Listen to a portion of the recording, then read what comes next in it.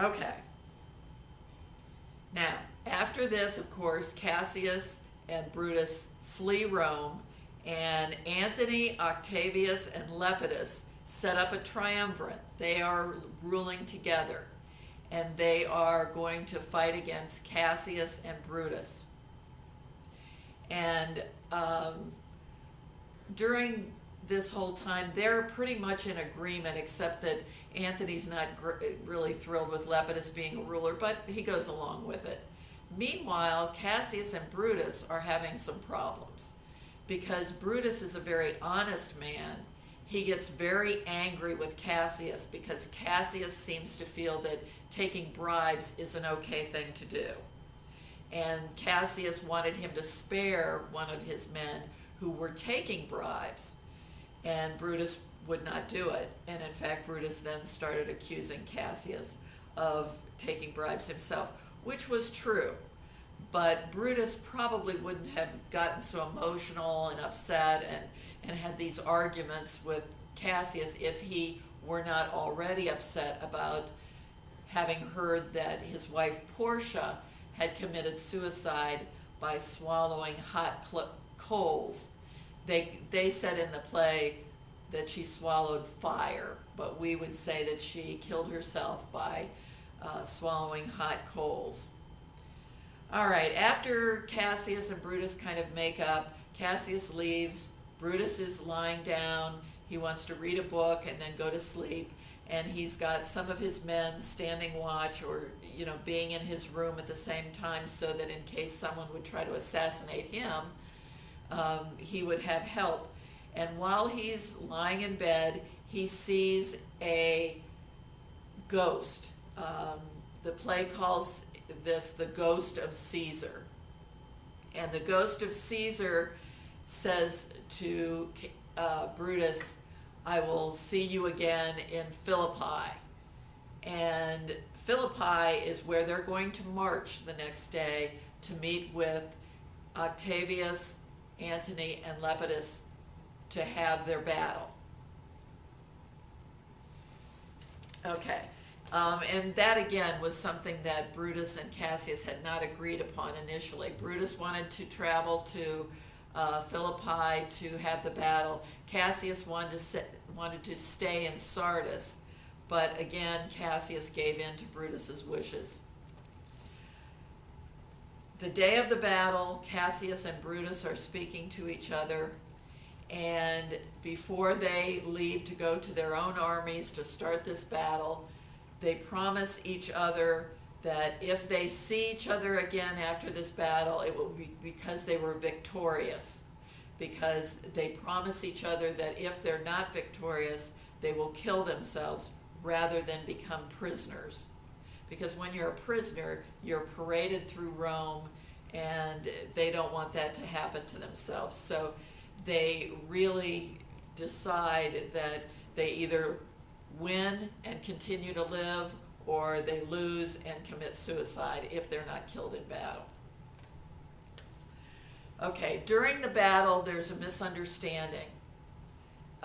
Cassius thinks that his best friend, Titinius, has been captured by Antony's army. It's reported that Titinius goes down into the camp, and he's surrounded by all these soldiers, and they tear him from his horse, and the person who's watching this tells Cassius that Titinius has been attacked and ripped from his horse and killed. And in fact, what it was is Titinius rides down, there's Brutus's men, they are all happy to see him, so they're yelling their greetings, and they pull him down from his horse. They help him get down from his horse because they want to greet him and welcome him. Well, Cassius doesn't understand this. He thinks that his friend has been captured by Antony's men, and maybe even Brutus's forces have been captured by Antony's men. So he forces his servant to stab him. And that's how Cassius dies. Instead of Cassius stabbing himself, he makes his slave, basically, stab him. And the slave has no choice. He has to do what his master tells him. So he stabs Cassius, and Cassius then dies.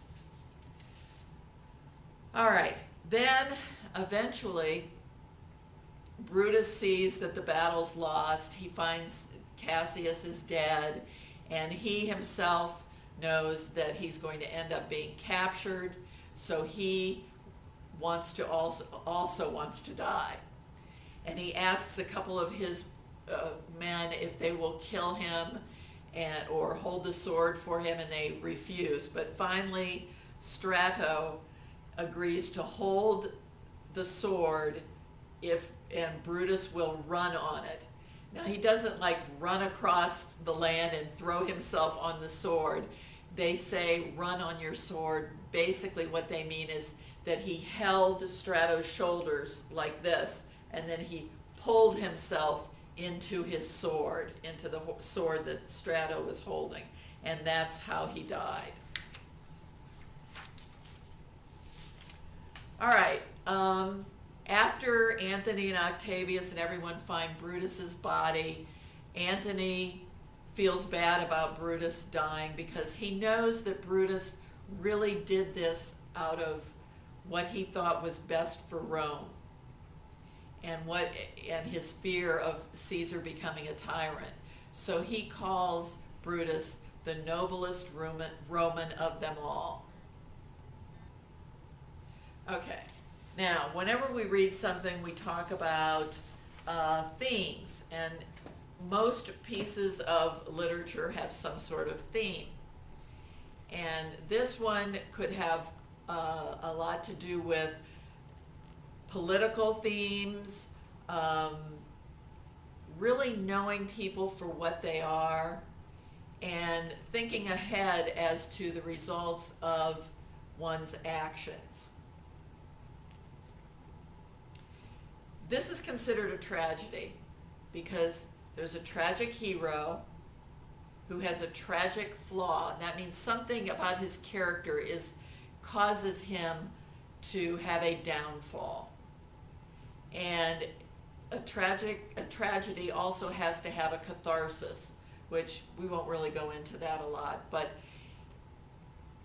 if you think about it, the downfall of Caesar, what characteristics did Caesar have that caused him to be basically ruined, to not see what was going on around him, or not realize that what he was doing was going to cause problems? And that's something that you have to think about. What kind of character flaws did he have? Then, if you think about Brutus and Cassius, what contributed to their downfall? What about Brutus and Cassius caused them to fail in the end? And that's something you'll need to think about before the test. Now, there were different quotations that you had on your quotation pages. There were also other quotations that I'm going to have on the test. What you need to do in order to figure out what these quotations mean, who said them, etc., is read the quotation carefully. Think about the story. Who might have said this? Why did that person say it? And what exactly does it mean? These will take you some time. Do not rush through them. And don't just choose the first choice that seems about right. You need to pick out the best choice out of the 4 or 5 that you're given.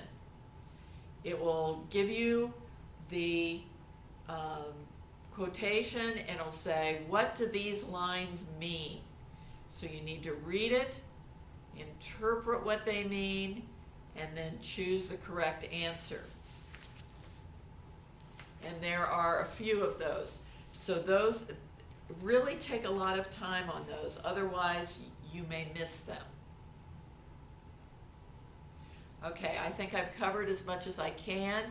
Go ahead and look at some of the Jeopardy, and also the practice tests and quizzes that I've put links for on my website. And I hope you do well on the test.